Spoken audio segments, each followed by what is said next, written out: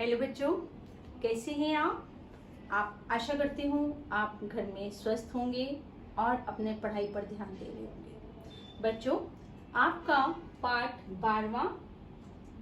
12 लखनवी अंदाज, जिसके लेखक हैं यशपाल जी, ये आप पढ़ रहे हैं।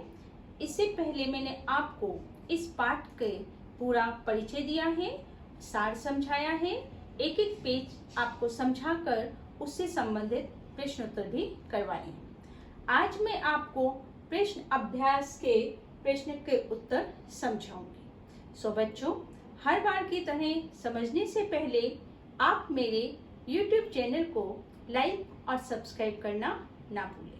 तो बच्चों, हमारा पहला प्रश्न इस प्रकार है, लेखक को नवाब साहब के किन हाव भावों से महसूस हुआ कि वे उनसे बातचीत करने के लिए तनिक भी उत्सुक नहीं है। जब लेखक ट्रेन पर चढ़े सेकंड क्लास के डिब्बे में, तो उस डिब्बे में पहले से ही एक नवाब जो है आलती पालती मारे एक बर्थ पर बैठे हुए थे। लेखक के आ जाने से उनके एकांत चिंतन में असंतोष के भाव दिखाई दिए। मतलब उनको लेखक का आना अच्छा नहीं लगा।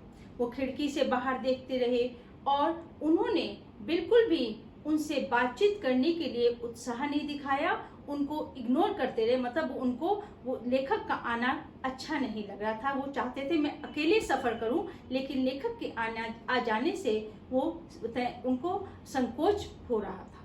ये था आपका पहला प्रश्न। अगला प्रश्न है, नवाब साहब ने बहुत ही यत्न से खीरा काटा, नमक मिर्च बुड़का, अंततः सूंघकर ही खिड़की से बाहर फेंक दिया। उन्होंने ऐसा क्यों किया होगा? उनका ऐसा करना उनके कैसे स्वभाव को इंगित करता है? तो नवाब साहब ने बड़े ही यत्न से खीरा काटा था। यहाँ लिखा है नमक मिर्च बुड़का और सूंघकर ही खिड़की से बाहर फेंक दिया। उन्होंने ऐसा क्यों किया? उन्होंने ऐसा इसलिए किया क्योंकि वो लेखक के सामने अपनी अमीरी दिखाना चाहते थे। वो कहते थे हम रईस खानदान के, हम सूंघ कर फेंक देते हैं, इसलिए वो ये दिखाना चाहते थे लेखक के सामने। दूसरा, उनका ऐसा करना उनके कैसे स्वभाव को इंगित करता है? तो ऐसा करना उनके अहंकारी और दिखावे वाले स्वभाव को की ओर इंगित करता है। इंगित का मतलब बच्चों इशारा होता है। अगला प्रश्न है, बिना विचार घटना और पात्रों के भी क्या कहानी लिखी जा सकती है? यशपाल के इस विचार से आप कहां तक सहमत हैं? तो यहाँ पर है बिना विचार घटना और पात्रों के भी क्या कहानी लिखी जा सकती है? नहीं। हमारा उत्तर है नहीं।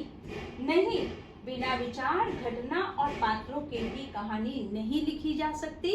हम यशपाल जी के इस विचार से बिल्कुल सहमत नहीं हैं, क्योंकि विचार, घटना, पात्र, ये तीनों कहानी के मुख्य तत्व होते हैं। जब भी हम कोई नई कहानी लिखने की सोचते हैं तो सबसे पहले हमारे दिमाग में विचार आता है, फिर हमने उस कहानी में किस घटना का वर्णन करना है, वो घटना होती है। पात्र, उसमें हमने बीच में पात्र बताए कौन से डालने हैं, जो भूमिका निभाते हैं। तो ये तीन चीजें आवश्यक होती हैं कहानी लिखने के लिए। तो ये था इस प्रश्न का उत्तर।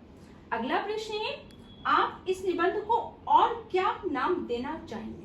तो इस निबंध को पढ़कर हम इस निबंध के और नाम देना चाहेंगे, जैसे झूठी शान।